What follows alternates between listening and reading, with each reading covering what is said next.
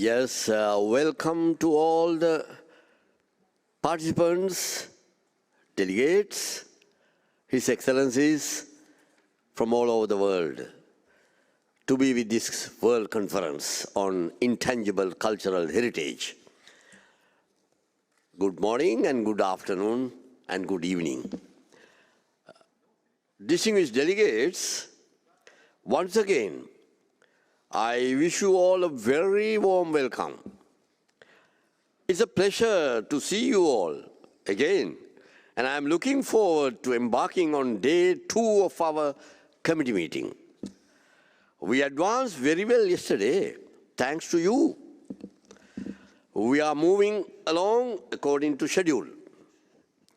Having completed our examination of items 1 to 7b as initially foreseen, and we even went ahead of schedule by completing our examinations of 7c. Examinations of the reports by states, non-party on the elements inscribed on the representative list. It is very important to continue this work rhythm as we have many items to cover for this session, and I appeal from you to contribute to that. Shortly before the start of today's plenary session, the Bureau met for the first time in the morning today. I would like to make a few important announcements following the deliberations of the Bureau, namely with regards to changes to the provisional timetable. Dear colleagues, the Bureau has decided to adjust the provisional timetable to accommodate our advancements yesterday and to assure a smooth process for the voting that is required to take place as part of item 16, the establishment of the evaluation body. This provisional timetable has been published online, and I will explain the changes to you now. Yes, on the screen you can see, we will start today's meeting with the examination of item 7d, that is reports by state parties on the use of international assistance from the timetable from the Intangible Cultural Heritage Fund. Item 16, establishment of the evaluation body, was initially scheduled for examination on Saturday, the last day of the committee. It will now be organized in 2 parts. There are 2 parts.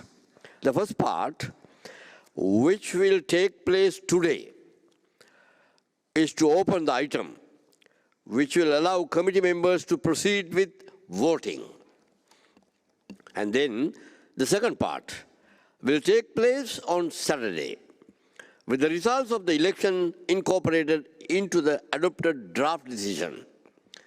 This arrangement allows for sufficient time for the counting of ballots, and if needed, it accommodates the possibility of a second secret ballot. As a result, the Bureau has decided that the voting will indeed take place tomorrow, Wednesday, the 15th December, in room 5 of UNESCO headquarters from 1:20 p.m. to 2 p.m. That is tomorrow, Wednesday, from 1:20 p.m. to 2 p.m. Paris time. More information about this process will be shared when we discuss item 16.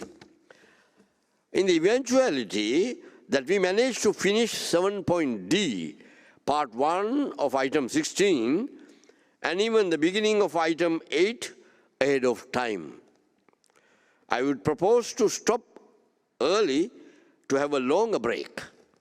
In this way, we can start the inscriptions in the afternoon in Paris time and keep to the schedule indicated in the order of files as proposed by the Secretariat. I hope these changes to provisional timetable are clear and amenable to you all. Regarding item 8, as you may recall, I have invited you to inform the Secretariat of your request for debates or amendments to specific draft decisions concerning nominations by 8 a.m. today, that is 14th. So far, the Bureau has received requests to open the debate on one nomination to the urgent safeguarding list and 2 nominations to the representative list. Although nothing stops any committee member from taking the floor on any decisions if it so wishes, I would strongly encourage you to submit these requests as soon as possible in order to allow the Bureau to better organize the time available for debating these items. Without further ado, let make a start on item 7D. Now we are moving on to item 7D.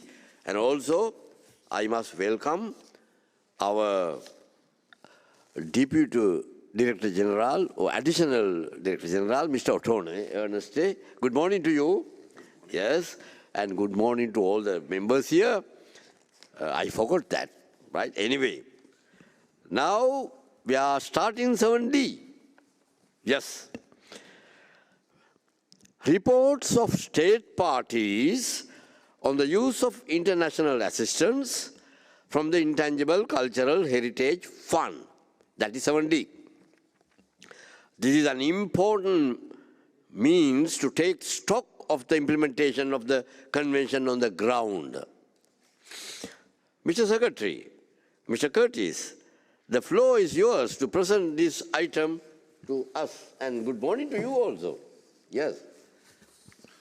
Good morning, Mr. Chairperson, and good morning to all the committee members and all the observers and participant states. Just to remind you that Article 24.3 of the Convention provides that the beneficiary state party shall submit to the committee a report on the use made of assistance provided for the safeguarding on the use made of the assistance provided for the safeguarding of the intangible cultural heritage. During this session, this reporting period covers 2 cycles, meaning from 1st of July 2019 up to the 30th of June 2021, and that is because no report was made to the committee meeting last year, which we convened, you might remember, on a reduced agenda basis. So with your permission, Mr. Chairperson, I would like to ask my colleague, Ms. Juliana Forero, who leads the team within the Secretariat for the implementation and monitoring of the international assistance, if she could provide more details regarding this item. Yes, good morning, Juliana, and over to you, Juliana. Thank you, Mr. Chairperson. Thank you, Secretary. At this session, 29 reports are presented in Annex 1 of the document 7D. They are final reports for those projects that have been completed and progress reports for those still undergoing implementation. Summaries of these reports can also be found in the dedicated webpage of the Convention. Actually, these reports represent only a portion of the ongoing projects. The second table in Annex 2 includes a list of 17 projects of which reports were still forthcoming at the end of the reporting period of this report. In total, 46 projects in 37 state parties have been supported with international assistance for a total amount of $5.3 million during the last 2 years. Under the reporting period, 8 state parties were granted assistance for the first time, which points to a steady expansion of geographical outreach of the mechanism, as the states represent 47%, 8 out of 17, of the requests granted during the reporting period. The state parties granted are Pakistan, South Sudan, Uruguay, Antigua and Barbuda, Burundi, Cook Island, Egypt, and Grenada. 3 of them are small island development states. If I may continue to give figures, between 1st July 2019 and 30 June 2021, 16 international assistance requests were submitted to the Bureau for its examination, of which 13 were granted assistance for a total amount of $1.1 million. During this period, the committee at its 14 and 15 sessions, granted assistance to 4 requests for an amount of greater than $100,000 for a total amount of $788,120 submitted by Albania, Burkina Faso, Belarus, and Namibia. The state parties continued to make the technical assistance arranged by the Secretariat, preparatory assistance, as well as the so-called service modality. More details are given in the working document. Capacity building remains the most common focus, while the inclusion of living heritage in education has also become more prominent with the international assistance mechanism. The inclusion of intangible cultural heritage in formal and non-formal education continues to grow. Dear committee members, under this item, I would like to highlight several points of observation. I wish to highlight that during the current reporting period was highly impacted by the ongoing COVID-19 pandemic. As indicated in the working document, less requests were submitted during the reporting period compared to previous cycles. The pandemic is considered to be the major reason for this trend, and it has not been possible for the state parties to assess the safeguarding actions needed or to ensure the necessary community participation for preparing international assistance requests. The impact has been shown in concretely delayed, mostly in 3 main issues. The first one is the delay of the implementation of the ongoing projects. The second one is the delay of starting time for the approved projects. And the third one is the reduce of number of requests received. Nevertheless, the Secretariat has been working and supporting state parties through all administrative and technical measures needed to ensure that the implementation of the international assistance project will be implemented adequately. Going forward, I would like to highlight some points for the attention of the committee. I wish to stress the importance of monitoring of the international assistance mechanism of the 2003 Convention. This is why the dedicated safeguarding implementation and monitoring team established in October 2019 has been shifting the focus of the Secretariat's operation to systematic monitoring, lessons learning, and assessment of the outcomes of funded projects. As one of the first steps, the toolkit for requesting international assistance from the 2003 Convention has been prepared. This toolkit will explain how to plan and monitor projects and provide basic information of the international assistance mechanism, such as the key concepts of the Convention, selection criteria, and scope for international assistance requests. We hope that the toolkit will help address the decrease of the international assistance request due to the current pandemic as the Secretariat intensify its effort to promote the mechanism, particularly among state parties that have not applied to it. The toolkit will be launched during the side event on this session.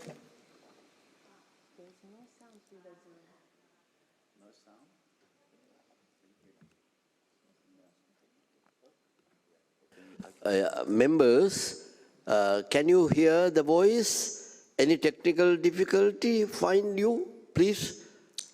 Can you hear? Members, participants, please, somebody raise your hand. Can you hear the voice from Paris headquarters? Yes, they can hear. Can? Yeah, okay, thank you very much. Thank you. Yeah, time to time we test like that. Don't worry about that. Okay, thank you very much. Thank you. Go ahead. Okay. The toolkit will be launched during this side event on this session, which will take place on Wednesday, 15 December from 30:40 to 14:10 Paris time. And please allow us to show a short promotional video clip which explains the benefits of the setup of the mechanism.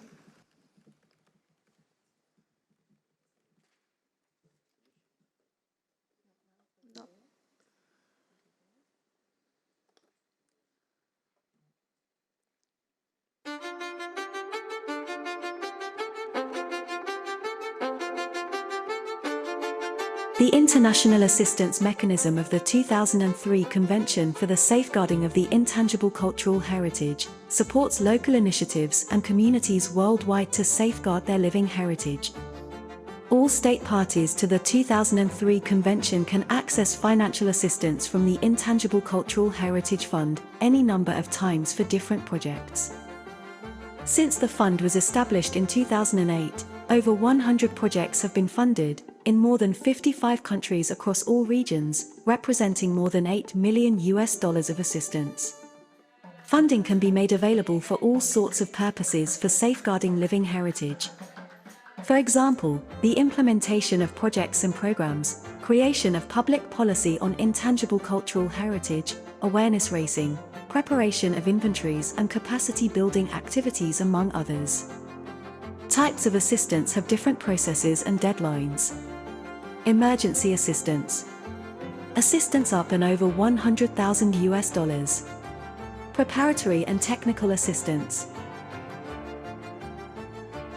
Strong community involvement for the preparation and implementation of the project is central to the criteria for evaluating the project. Also, sustainability and feasibility of activities are considered.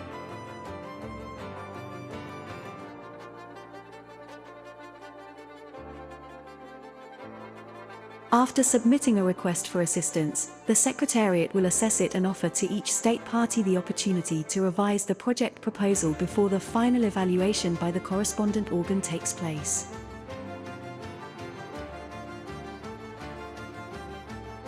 Remember, funding the assistance of an expert can be provided to help draft the request.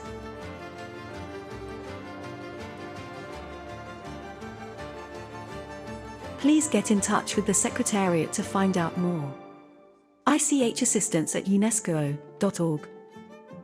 Local needs for safeguarding living heritage are all significant. The ICH Fund is here for you.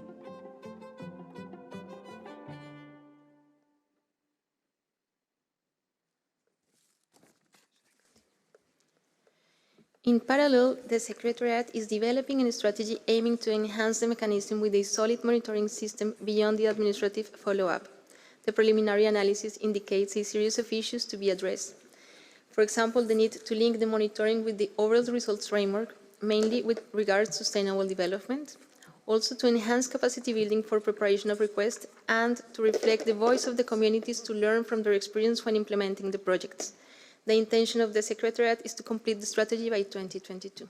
That's all, Mr. Chairperson. Thank you. Thank you very much, Juliana. It's a very important announcement that you are given, a description very nicely about the assistance. Now I open the floor. Does anybody wish to take the floor?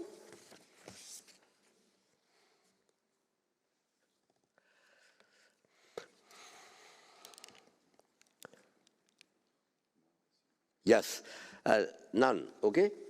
Yeah, I see none. They are happy about the thing. So let us move now to the decision. Please refer to document LHE 2116-7D and its draft decision in paragraph 15. So we can see on the screen now.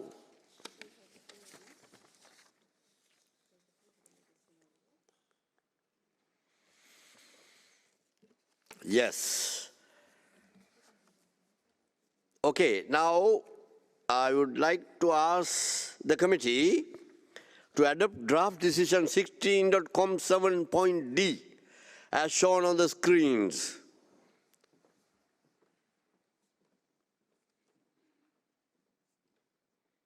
Yes, again I see no objections. Seeing no objections, I therefore declare decision 16.7.d adopted.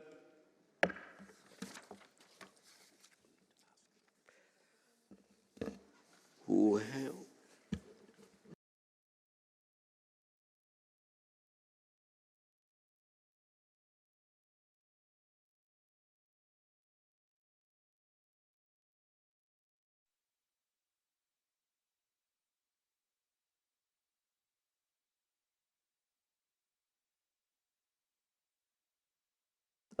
I think even the Secretariat would like to know something.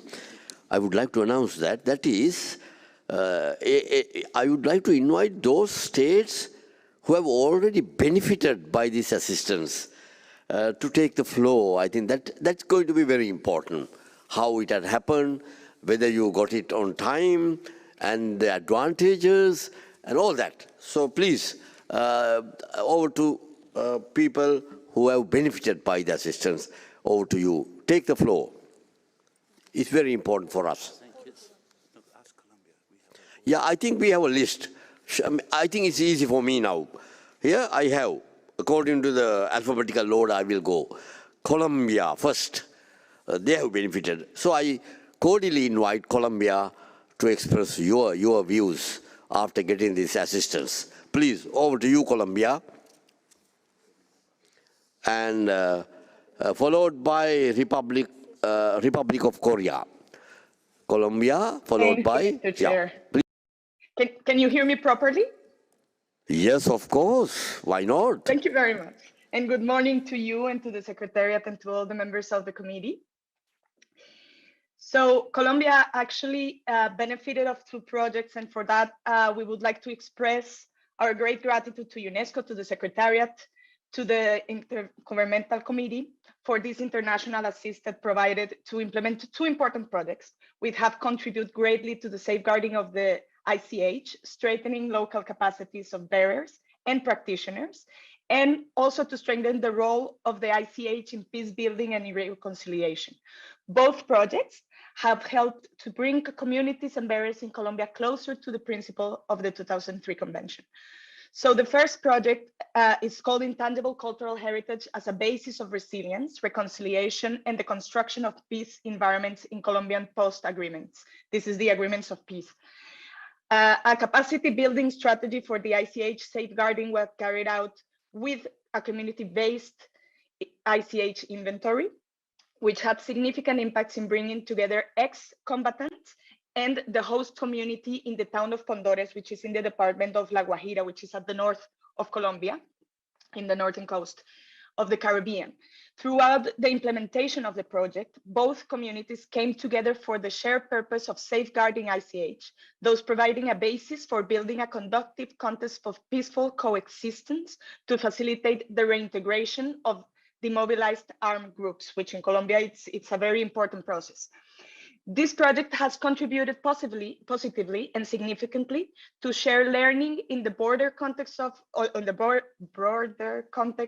of ICH safeguarding in emergency situations, especially concerning post-conflict and peace-building context. Our second project is called My Heritage, My Region, a strategy for capacity building in social management of intangible cultural heritage in 2 departments of the Colombia Orinoco region. And this project was developed in the Savannah region of Colombia, which is at the east of the country, and aimed at transferring methodological tools and building capacity on bearers and stakeholders for ICH safeguarding in an ample territorial extension and very complicated access roads, allowing to build institutional capacity to support the implementation of the 2003 Convention and the national ICH policy of Colombia. The project contributed to come closer to the ICH practitioners and bearers in the deep rural territories of this region, which is also the territorial context of the Llano work zones, an element described in the list of intangible cultural heritage in need of urgent safeguarding in 2017. So we kindly invite you all to have a look at these 2 projects in the website of the Secretary, and thank you very much for your attention, Mr. Chair. Thank you very much. We are very, very happy to hear from you. And I have a list already. Yeah, I think there's a video, okay? We'll watch the video first. Yeah.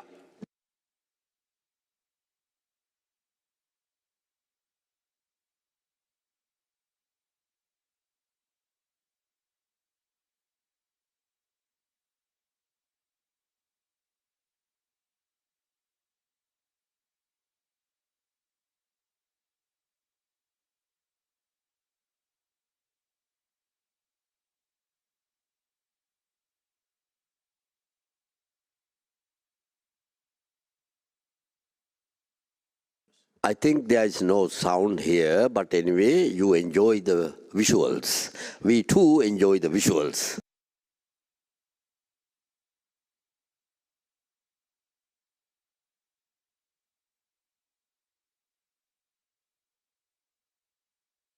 Yes, thank you very much for the beautiful visuals from Colombia. Now, I will read out the people who have benefited have sent their information to the Secretariat. I will read out. Democratic People's Republic of Korea, then Kyrgyzstan, Morocco, St. Kitts and Nevis, Senegal, Uganda. Yes, Uganda. So those countries, please raise your, lower your hand, because already we have the list. So take off your hand. Okay, now then I cordially invite Democratic People's Republic of Korea. Over to you, Korea, and good morning to you also.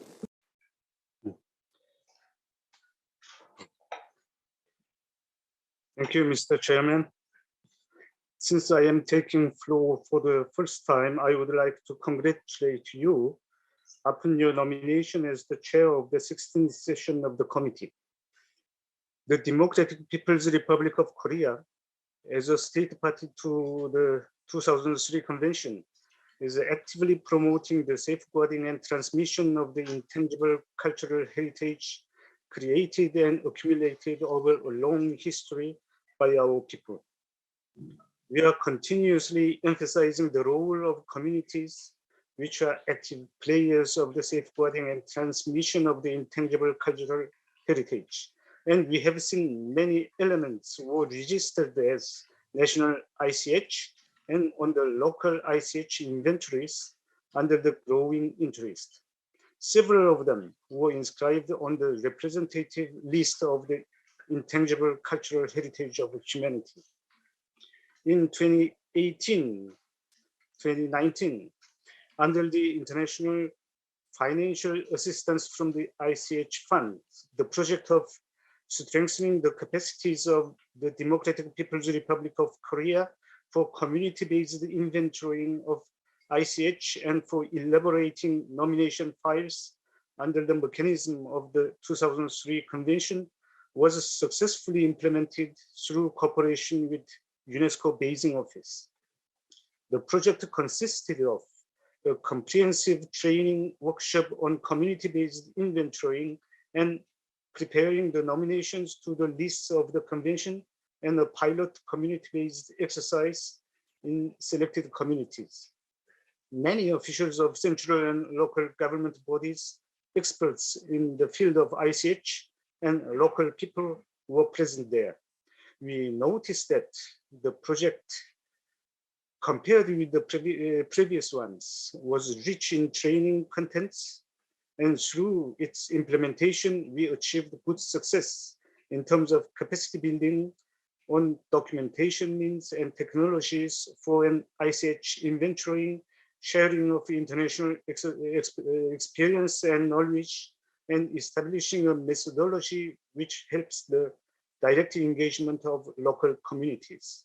In conclusion, the project has contributed to our overall efforts to safeguard ICH, and we appreciate the scale, implementation method, and result of the project. The Democratic People's Republic of Korea will continue to closely cooperate with the Secretariat of the 2003 Convention for the safeguarding of the intangible cultural heritage. Thank you. Thank you very much. And now I would like to invite Morocco. Over to you, Morocco. Thank you. Thank you, Mr. Chair, for giving me the floor. And as I take the floor for the first time,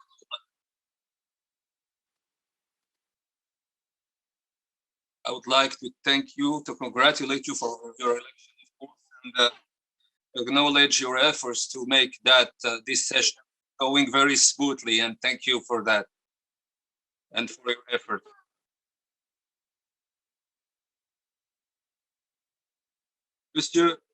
Monsieur le Président, le Maroc, en effet, bénéficiait de l'assistance internationale et à ce sujet, je voudrais remercier l'UNESCO, le secrétariat et les États membres du comité intergouvernemental. Nous en avons bénéficié par rapport à un projet de revitalisation du champ féminin de Taroudante et de sa région. Et jusqu'à un passé récent, un grand nombre de femmes de la ville de Taroudante et des tribus voisines maîtrisaient des chants traditionnels les pratiquaient régulièrement et les transmettaient à leurs filles. Il s'agit de groupes de femmes formant des troupes jouant leur spectacle à des occasions sociales diverses. Et depuis quelques années, ces chants féminins deviennent de plus en plus rares et on les rencontre presque plus au cours des occasions festives familiales et communautaires. Et la transmission s'est alors arrêtée et les jeunes filles n'accordaient plus le même intérêt à cet héritage artistique ancestral.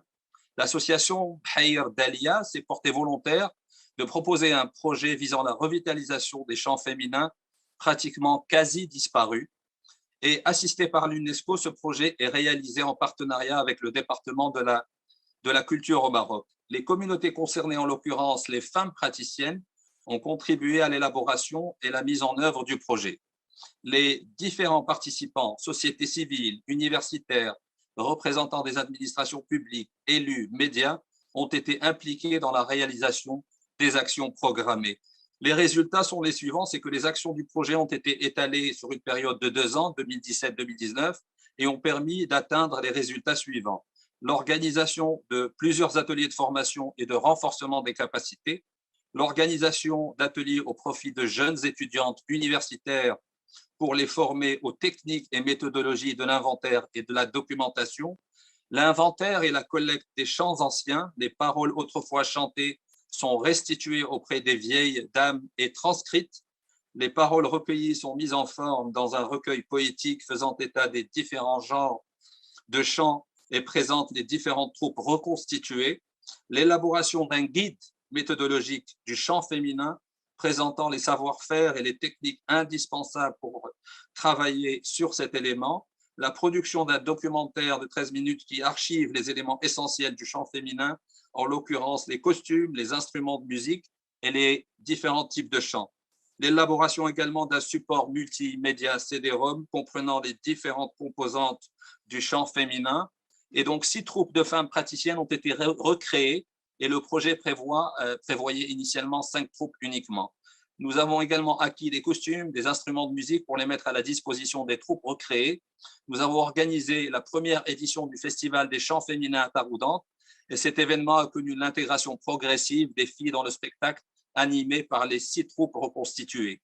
Le festival permettra de réunir régulièrement les 6 troupes praticiennes formées dans le cadre du projet, ainsi que les artistes des chants féminins qui peuvent relever d'autres régions du Maroc ou encore d'autres pays étrangers. La réussite qu'a connue ce projet et les échos positifs qu'il a laissés auprès des acteurs publics et privés et de la société civile encouragent l'association porteuse du projet à le proposer pour une éventuelle inscription sur le registre des bonnes pratiques à l'avenir. Merci, Monsieur le Président, encore une fois. Merci à l'UNESCO, au secrétariat et au comité intergouvernemental pour ce soutien. Thank you very much, Morocco, in safeguarding the female chants of Taroudant, considering the females. Thank you very much. It's great. We are very happy. And now I would like to invite St. Kitts and Nevis. Over to you.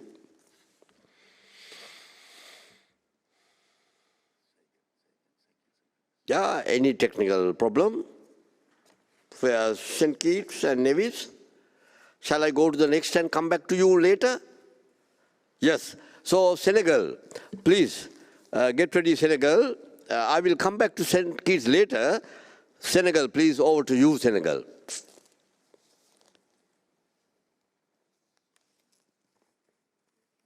Bonjour, Monsieur le Président, et merci de m'avoir donné la parole. Je vous félicite pour votre élection, tout d'abord. Dans le cadre du projet renforcement des capacités nationales en matière de sauvegarde du patrimoine culturel immatériel au Sénégal, réalisé grâce à l'assistance internationale accordée au Sénégal en 2018 par le comité intergouvernemental de l'UNESCO pour la sauvegarde du patrimoine culturel immatériel pour un montant d'un peu moins de 100 000 dollars, des résultats importants ont été notés. Mais avant de partager ces quelques résultats de ce projet d'assistance internationale, je voudrais rappeler d'abord que depuis janvier 2016, la direction du patrimoine culturel rattachée au ministère de la Culture s'est engagée dans un ambitieux exercice d'inventaire national des éléments du PCI, ainsi que dans l'élaboration d'une vision stratégique à moyen terme pour la sauvegarde du patrimoine culturel intangible au Sénégal. Une campagne de pré-inventaire a été lancée dans le cadre du programme national d'inventaire et de mise en valeur du patrimoine culturel immatériel. Dès lors, avec l'accompagnement du Bureau régional de l'UNESCO pour l'Afrique de l'Ouest, la DPC, la Direction du patrimoine culturel, a pu réaliser une analyse de besoins et formuler des précisions sur les étapes à suivre, notamment sur les défis à relever dans ce domaine. Bien que le Sénégal bénéficie de multiples expériences de sauvegarde en PCI, il y avait un manque de systématisation du processus et des leçons apprises des expériences antérieures. Aussi, la confusion conceptuelle autour du concept du PCI, des problèmes de méthodologie et d'harmonisation au niveau des encadrants ont également pu nuire à l'efficacité des actions engagées. En corollaire, les résultats ont révélé un manque de vision intégrée et de projection à moyen terme. Ces différents facteurs ont eu un impact sur la compréhension et l'implication des communautés participantes, celles-ci ne saisissant pas toujours l'intérêt et la finalité de l'exercice. Ce constat est apparu comme un préalable indispensable pour lancer l'inventaire national et poser les bases d'une vision à moyen terme pour une sauvegarde efficace du PCI. Donc, le projet a pu répondre aux besoins identifiés pendant cette campagne de pré-inventaire 2016-2017. Il a été conçu de concert avec la direction du patrimoine culturel et le bureau régional de l'UNESCO pour l'Afrique et de l'Ouest qui ont eu cette occasion pour nouer un partenariat novateur. C'est le moment de leur rendre un vibrant hommage et de les remercier au nom de tout l'État du Sénégal. En effet, le projet également a innové dans ses approches et a permis d'explorer de nouvelles matières de mise en place de ce type de coopération. Il a donc été conçu comme une expérience pilote visant à améliorer l'impact des interventions en faveur de la sauvegarde du PCI au niveau des communautés et appuyer le développement d'une vision au niveau national dans le moyen terme. 14 directeurs de centres culturels régionaux, coordinateurs des cellules opérationnelles sur le terrain ont pu être formés. 14 représentants des communautés, 4 référents nationaux ont été munis des instruments conceptuels et techniques nécessaires pour une mise en œuvre de la Convention de 2003 sur la sauvegarde du patrimoine immatériel. 25 acteurs engagés dans la sauvegarde du PCI au Sénégal ont acquis des notions sur l'élaboration des plans de sauvegarde. 4 acteurs engagés dans la sauvegarde du PCI sont devenus des experts référents en la matière au niveau national. Donc, plus de 500 personnes ont été directement touchées, ce qui veut dire que ça a été un projet extrêmement important pour l'État du Sénégal. Monsieur le Président, je vous remercie encore de m'avoir donné la parole. Thank you very much. Thank you very much, Senegal.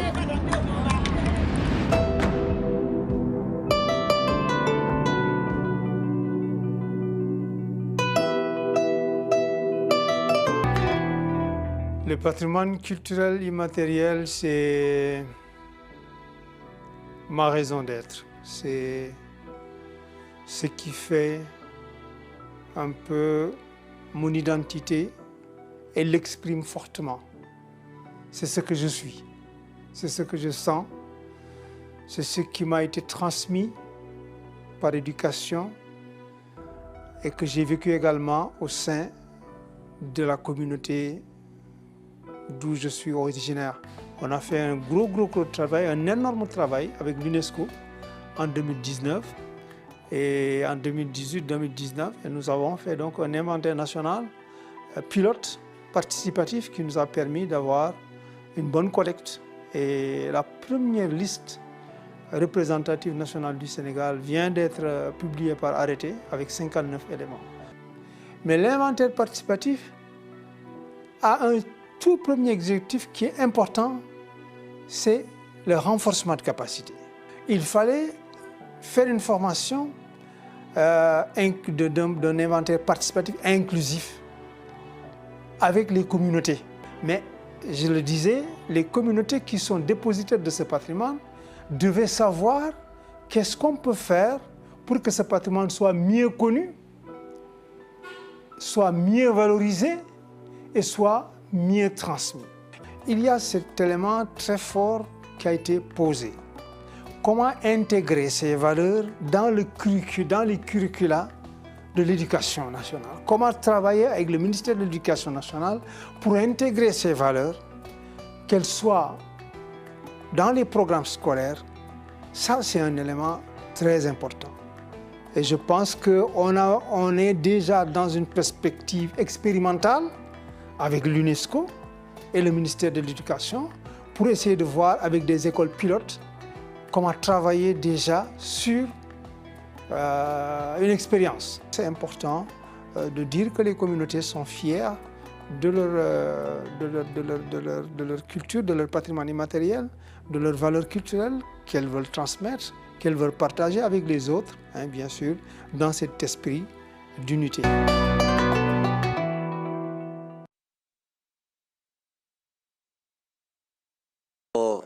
Thank you very much, Senegal. And now, again, I would like to invite St. Kitts and Nevis. Are you okay? Are you ready? Yes, sir. Yeah, please go ahead. Sir. Over to you. Mr. Yes. Chairman. Thank you, Mr. Chairman. Can you hear me? Yes? Fine. Yes, we can thank hear you, Mr. you. Chairman.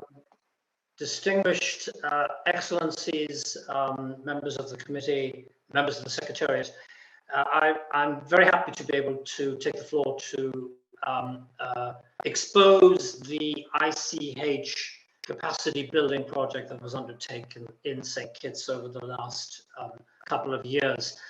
Just going back in terms of the chronological events, we signed up to the Intangible Cultural Heritage Convention in April 2016. Within less than a year, in the following year, 2017, St. Kitts and Nevis requested technical and financial assistance from UNESCO in terms of building and strengthening its inventory preparation capacity for implementing the 2003 convention.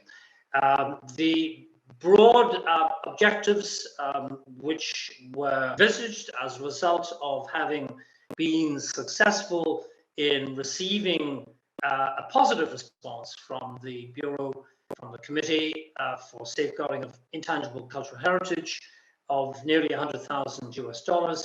There were three broad objectives. The first was to ensure that we had the capacity, the means of hiring one of perhaps the Caribbean's and Latin America's most prominent ICH experts to come on the ground in 2018 to provide some national training on the convention, its scope, its parameters, the virtues, etc., and also to start establishing national ICCH standards. Not to mention building up our capacity in terms of training, research, and documentation that existed but was very scattered and fragmented. We therefore embarked on a mission with the help of this consultant to do a couple of things. One, to start building awareness at institutional level, both in the private and public sectors, about the current state of St. Kitts and Nevis's ICH activities, building a capacity also to identify key personalities and people, both again within the public and private sector, who could properly identify, document, and inventory the country's ICH items. And we did that fairly promptly, ensuring that those persons also associated with this particular, the ICH elements, were engaged from the very outset in terms of a dialogue, in terms of contributing to the elaboration of this inventory and process of developing the inventory itself. We also set out to, at least primarily and at a very embryonic stage back in 2018, to identify those ICH elements which were in need, in addition to some perhaps urgent safeguarding. They may have been endangered due to the possibility of natural or man-made disasters. Happily, St. Kitts and Nevis was not able to, we were not in a position to actually identify any major ICH elements that were actually in risk of being endangered, providing accurate information going forward. The consultant, Mr. Nigel Encalada, who is very well known in the region, he's already been to St. Kitts and Nevis in the past. He worked very closely in the period of the first quarter, the first half of 2019, just as the COVID-19 pandemic was emerging. So it made things a little bit more challenging in terms of bringing all of the personalities and individuals at private and public sector level together to conduct a couple of days capacity building workshops and training, which actually ended up including something like 40 plus people altogether from the two islands. So let me just remind you that St. Kitts and Nevis is a very small island developing state, twin island developing state, for 51,000 people. So getting such a large number of people as a proportion of a population was very significant. We also very quickly nominated two focal contact persons, one for St. Kitts and the other one for Nevis. We embarked on a pretty lengthy program in this latter half of 2019, as well as preparing inventories and documenting the ICH elements. We continued with skills enhancement training to make sure that people who did help and contribute to this process were fully trained in terms of the convention's requirements. That included, by the way, archiving software, computer skills training, etc., etc. But the real work and the real tangible work that occurred happened from mid-2020 until just very recently, until April, the beginning of April of this year, 2021, where we did identify a number of ICH elements in need of safeguarding, and we documented them fully in accordance with the Convention's guidance. We had some, we did this with the help of ICH research teams, a team leader, a researcher, a documentalist, who went around to all the communities across the two islands to make sure that we had identified the most prominent ICH elements. These research missions included on-site visits, surroundings, people, objects, relevant information, writing, digital video form, etc. And I might say that this was incredibly difficult, given that the government of St. Kitts and Nevis somewhat wisely shut down the borders for any travel, indeed any movement amongst the population for the best part of 18 months, fearing that this pandemic could degenerate very quickly in a small island developing state. So it did, I have to say, Mr. Chairman, provide some major challenges for us going forward. We ended up with a number, maybe 10 no more, at least initial ICH elements, which included red clay pottery, vernacular house architecture, which is very unique to some of the smaller micro islands in the Caribbean, Catition house brooms or a brush, a cactus, a prickly pear for edible eating purposes, a cassava bread, which goes back to the Middle Ages, and some popular stories. So in terms of achieving our goals of identifying oral traditions, performing arts, local knowledge, and traditional skills, I think we've ticked all the right boxes. Going forward, we will again be counting on the excellent expertise and very engaged and committed staff led by Mr. Tim Curtis in helping us to take this to another stage, second stage, which is developing a fully fledged and dedicated national ICH policy framework, which we intend to present to the minister responsible for culture sometime towards the end of 2023, and he will be taking this to his cabinet colleagues of government for review and, of course, ratification. We are also going to clearly have to identify amendments to existing legislation to develop and create an enabling environment.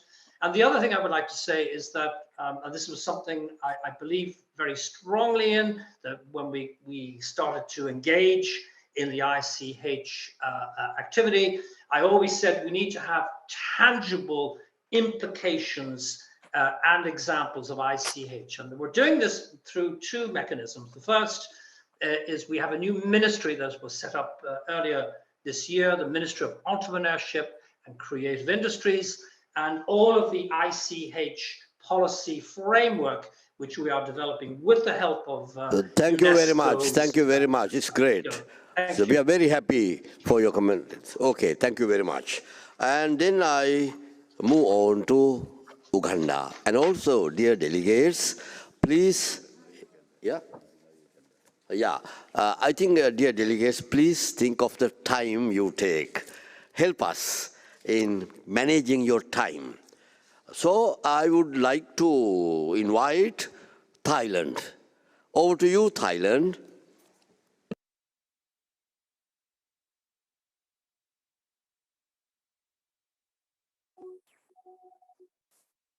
Mr. Chairman, sorry. Yeah, Sorry, go ahead, Thailand. Go ahead. It's over to you. Thank you, Mr. Chairman. I am so sorry the hand was raised without my knowledge. I am so sorry. I apologize. I'm lowering it down now. No problem, but I see your face. Thank you very much, Thailand. Thank you. Okay, yeah, happy to see your face. And then we go to Togo. Togo, are you ready, Togo?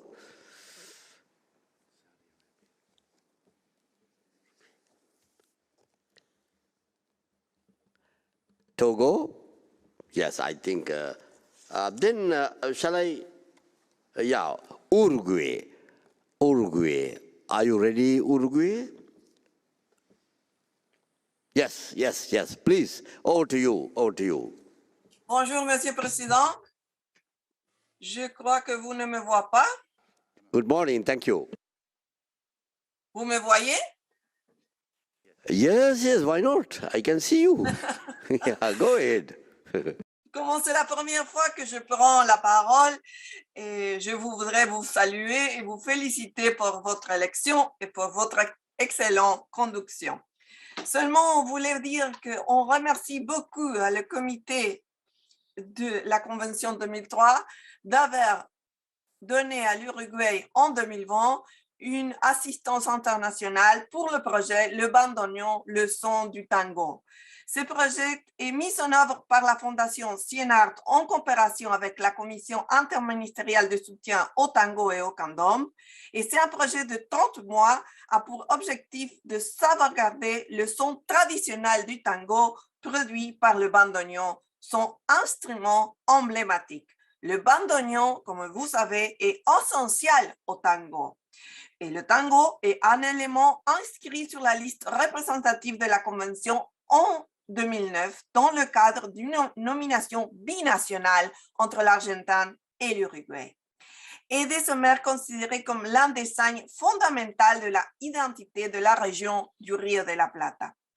Aujourd'hui, cependant, il reste très peu de bandoneonistes qui sont pour la plupart âgés de plus de 60 ans. Et seuls 3 luthiers accordent et entretiennent encore des bandoneons dans l'Uruguay. Pour remédier à cette situation, ce projet a établi des objectifs comme créer un inventaire de bandoneons, de joueurs et de luthiers, créer une école de bandoneons, décentralisant, offrant des cours gratuits et beaucoup de choses aussi. À ça, le peuple uruguayen prendra davantage conscience de l'importance de cet instrument en tant que patrimoine vivant.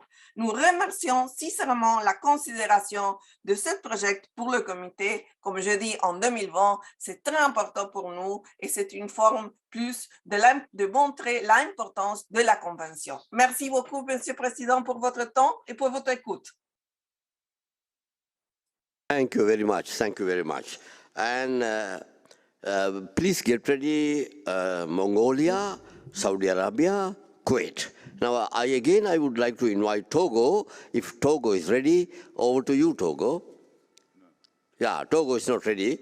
Anyway, then I will like to invite Mongolia. Please, Oui. Mongolia. Oui, allô? Is that Togo? Yes, go ahead. Over to Oui, you. allô? Yes, over to you. Oui, c'est le Togo. Oui. Merci, Monsieur le Président, de me donner la parole. Comme c'est ma première fois d'intervenir dans ce comité, je vais joindre ma voix à celle de mes prédécesseurs pour vous remercier pour votre élection à la présidence de ce comité. Mon pays, le Togo, a bénéficié de l'assistance internationale du fonds du PCI pour mettre en œuvre le projet intitulé Inventaire, sauvegarde et valorisation des savoir-faire et pratiques liées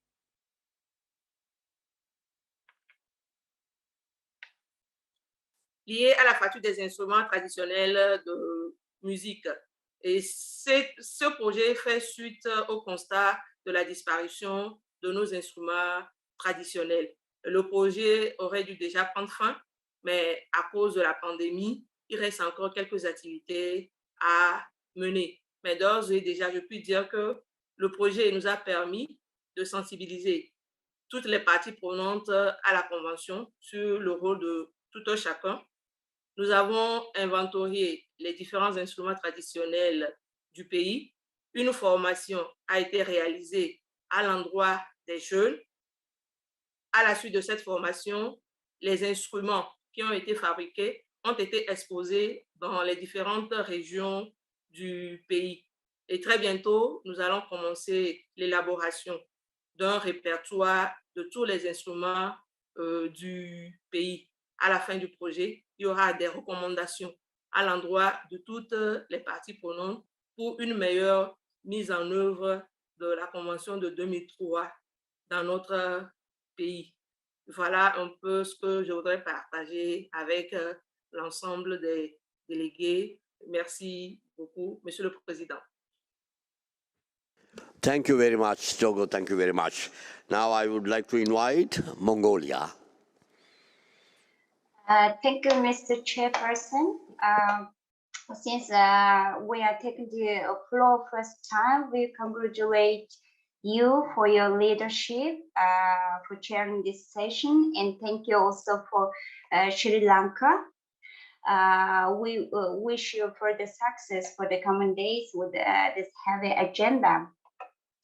Mongolia also wish to thank the Secretariat of the Convention and the committee members, also the advisory bodies for granting Mongolia to benefit from the international assistance on two projects. The first project is supporting natural and cultural sustainability through the revitalization and transmission of the traditional practices of worshipping the sacred sites in Mongolia, which is related to the element associated to the inscription in urgent safeguard list in 2017. The implementation of the project during the pandemic was difficult for us to meet the bearers which are living and exercising their heritages in the vast territory of the Mongolian land. Within the project, the implementers have revived the forgotten practices among these specific local people and disseminate the project objectives among them and identify, document, and register these sacred sites in the inventory information database and actively involve these indigenous people in whole project implementation. Despite the pandemic, the project has a big success to implement within the time frame. The initiative has played a crucial role in creating positive impacts on safeguarding the element. The second project is on transmitting and stabilizing the folklore long song performance technique of limb performance, circular breathing through the old repertoire to the generations, which was implemented by the National Cultural Heritage Center, which deals with the inventories and safeguarding of the heritage elements at national level. I had a chance to closely follow the progress of the project, and it was important for us to ensure the sustainability of the element. The government of Mongolia, therefore, is very grateful to granting us to implement these two projects through the International Assistance Fund. The outcome of the assistance has been immense, and Mongolia wishes to thank again for your great support. Thank you, Mr. Chairperson. Thank you very much. Thank you very much. Before I invite Saudi Arabia, there are other people. Please get ready. Kuwait, Burkina Faso, and Cuba. So now over to Saudi Arabia. Thank you very much, Mr. Chair. First of all, I would like to congratulate all states who has been part of this financial assistance, and it's really inspiring. This is why we work. This is why we are here today, to see these inspiring discussions that are taking place today. I would like to reflect on a practical tone now, and when I look at the document. Sorry for the noise, it's muleys. So, in a practical point, looking at the document, we have discussed, can you hear me, Your Excellency? Can you hear me? Yes, yes, yes, I can hear you. Okay. Golden voice, no problem, go ahead. Okay, thank you. So, today in the Bureau meeting, we discussed a very important issue of concern with regard to the folders submitted by African countries and how many of them as a percentage has been recommended not to inscribe. And looking at the document here, and since 2008, 41% of the international assistance went to Group 5A, which is Africa Group. So there is, as I see it here in a common sense, there is a huge expenditure happening, but the results here are not very clear.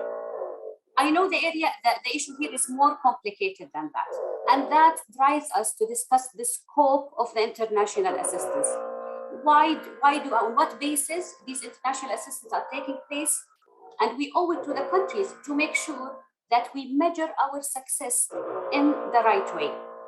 i.e., what does that mean in terms of inscription, in terms of promotion, and in terms of preservation?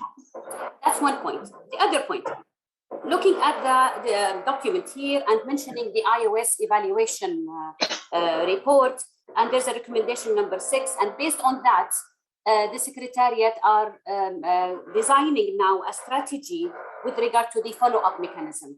I highly recommend this recommendation, and I highly recommend that this strategy focuses on how to measure the scope and how to measure the effectiveness of such international assistance towards inscription, towards more preservation, towards more promotion in a meaningful manner, especially with regard to Africa and other countries who we see here today, where some of the folders has been looked at in a way that it is not to inscribe.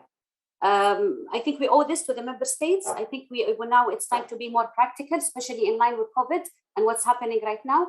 And looking forward, we're waiting for the strategy and to make sure it is effective. And I thank you all.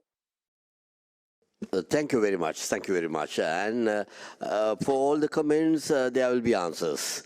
Very short. And first we'll listen to all the other countries, all the other delegates, and answers will be given to all the requests. Now I would like to invite Kuwait.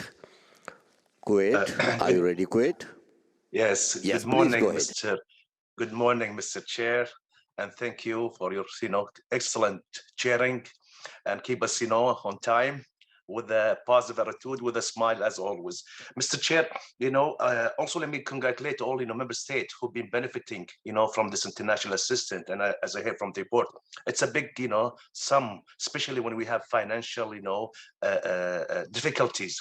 I think Mr. Chair, we should also look at the report, not just how much we spent, how effective was the international assistance. It's been a while. I think we need to reflect the effectiveness and to find a solution. It seems that, like our colleagues, from Saudi Arabia says, there was a big part of this international assistance went to Group 5A. At the same time, we have some, issues with the files or the dossier from those member states. I think, okay, what's the next solution?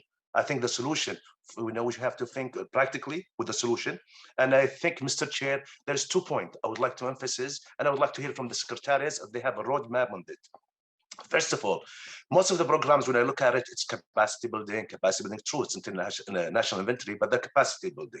This capacity building, Mr. Chair, I think we should need to change the strategy of them. What's happening, we spend time and effort in capacity building, and sometimes people change career, change position, and all that knowledge gone. Because, you know, for example, if you spend a lot of training in a person in Minister of Culture, when he leaves that job, all that knowledge left.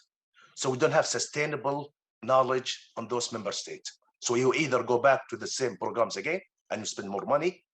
So I think, you know, one indicators are those programs. How many of those capacity buildings did we create facilitators? As we know, people in the 2003 knows facilitators are people with enough knowledge who can help.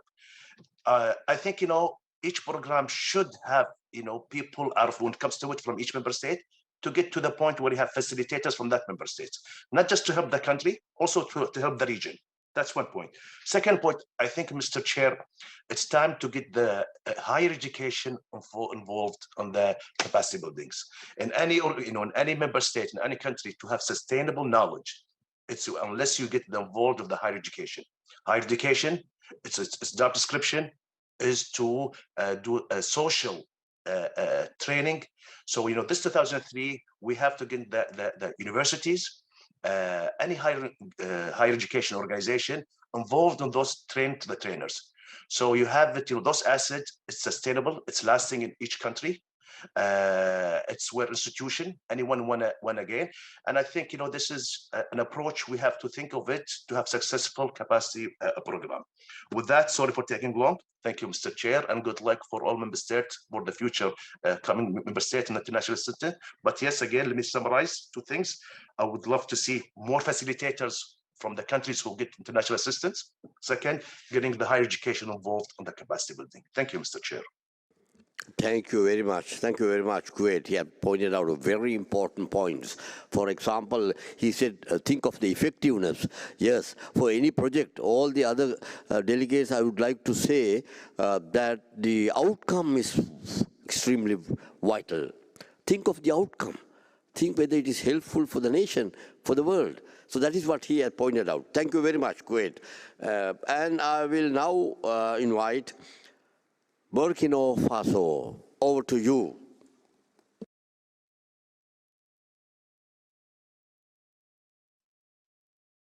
Bonjour, Monsieur le Président. Bonjour, chers collègues. Je ne sais pas si vous m'entendez très bien.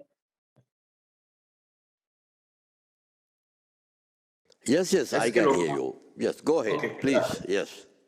OK. Merci beaucoup. Nous prenons la parole aujourd'hui donc pour faire juste un petit point sur notre projet renforcement des capacités des acteurs intervenant dans la sauvegarde du patrimoine culturel immatériel au Burkina Faso.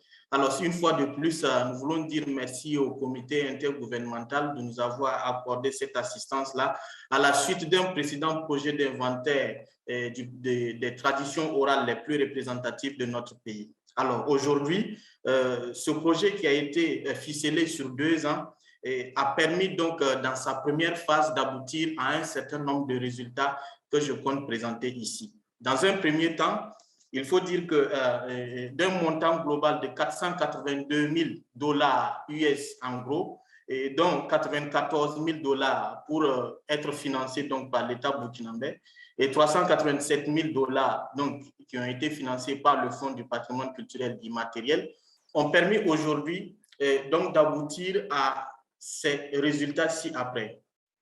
Dans un premier temps, il s'agissait pour nous donc de recruter environ 110 personnes. Donc, à la suite d'un appel à candidature, nous avons recruté 110 personnes parmi plus de 300 dossiers que nous avons étudiés. Et ces 110 personnes ont été formées à travers 4 modules de formation. Ces 4 modules de formation qui sont axés sur les principaux chapitres de la Convention de 2003 ont permis, à l'issue donc de ces sessions de formation qui étaient au nombre de 4, d'arrêter donc une liste de 12 facilitateurs nationaux. Il faut dire que dans la forme initiale, il s'agissait pour nous de retenir 10 facilitateurs nationaux. Mais compte tenu donc de l'excellent profil des différents participants, nous avons au final recruté 12 facilitateurs nationaux qui vont être employés donc sur la deuxième phase du projet, qui va consister au niveau déconcentré de former des acteurs qui seront choisis au sein des collectivités territoriales pour diffuser donc des connaissances sur la Convention de 2003. Donc aujourd'hui,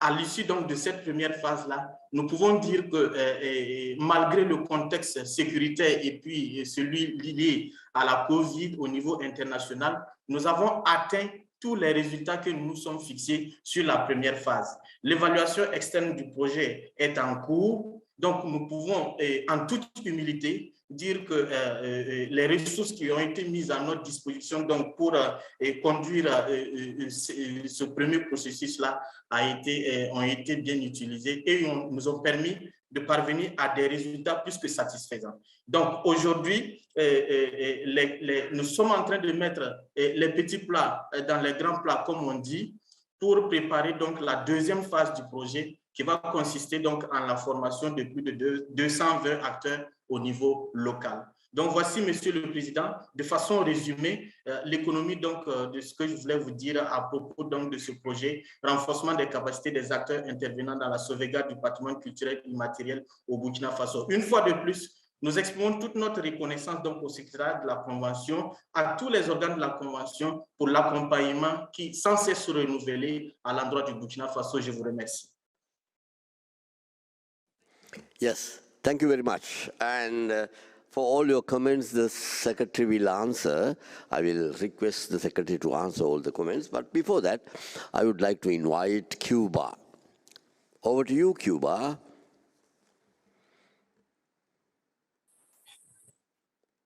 Merci, Monsieur le Président. Et comme c'est la première fois que je prends la parole, je vous souhaite plein succès dans votre présidence. Nous tenons à réaffirmer l'importance de l'assistance internationale pour la mise en œuvre de la Convention. Pour les petits États insulaires en développement, il est d'un grand aide et d'importance de pouvoir compter avec cette aide internationale qui nous permettrait d'améliorer le renforcement des capacités dans notre pays pour la sauvegarde du patrimoine immatériel. Pendant la crise de la pandémie COVID-19, les États qui ont reçu une aide internationale, et il y a beaucoup d'effets pour la mise en œuvre de ces projets. Dans ce contexte, je voudrais partager que le secrétariat a joué un rôle fondamental dans l'accompagnement des États membres et je profite pour remercier sincèrement des membres du secrétariat comme Juliana Forneiro, Anne et des autres collègues qui nous accompagnaient pendant toute cette période que c'est très difficile, avec beaucoup de patience parce que c'est bien compliqué pour notre pays de l'implémentation des projets dans ce contexte de la pandémie. Et pour ça, je voudrais remercier infiniment tous les travaux qui fait le secrétariat pour nous aider à conclure ce processus que c'est très important pour nous. Et dans notre pays, nos institutions nationales n'ont pas toujours l'expertise pour mettre des œuvres et des projets. Et pour ça, c'est très important l'accompagnement du secrétariat. Je voudrais remercier l'ambassadeur de Cuba pour avoir évoqué la formation des formateurs. Et nous sommes justement en train de présenter pour le prochain cycle un projet d'assistance internationale pour la formation des formateurs. Et à partir de la création d'une discipline et 3 matières sur le patrimoine immatériel que le ministère de l'Éducation supérieure à Cuba, il vient d'approuver pour les enseignements. C'est très important pour nous de travailler dans ce sens. Je voudrais réaffirmer notre compromis avec l'implémentation de la Convention et de remercier encore une fois le secrétariat pour les travaux qu'il fait pour nous accompagner dans ce processus. Merci, merci, Monsieur le Président.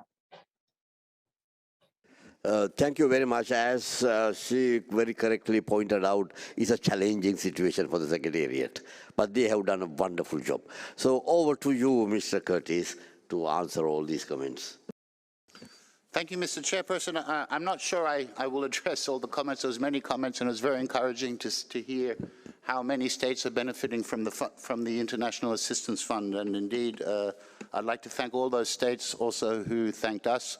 And in particular, the last year and a half or 2 years, it's been very complicated for many states to implement projects within the context of the pandemic, and we've tried to accommodate as much as possible their requests.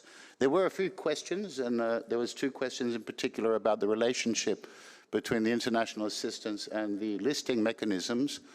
But I don't think it's probably correct to see the inscriptions on the list as a direct indicator of the success of the international assistance, simply because most of the requests we get are not about putting elements on the list. They are about building up capacities in the country, including in education, including policy work, including developing inventories. So I wouldn't use that as an indicator of the success or not of the international assistance. The purpose of many of those are not actually about getting elements inscribed on lists. Concerning training of trainers and facilitators and education, indeed, that we are working on a number of projects, and we just heard from Burkina Faso that they train 12 national facilitators in the country. As far as international facilitators are concerned, countries get to choose. We have our list. Indeed, it's true that we are looking to expand and always looking to expand the choice and the network of international facilitators.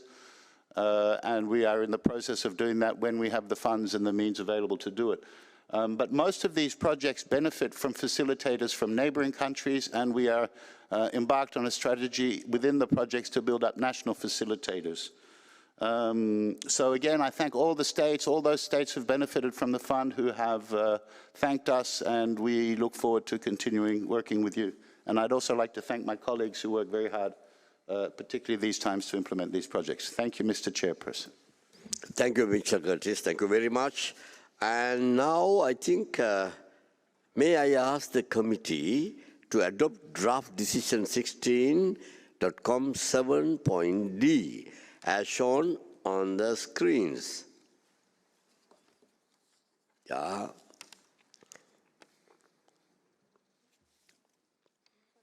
Screens, please.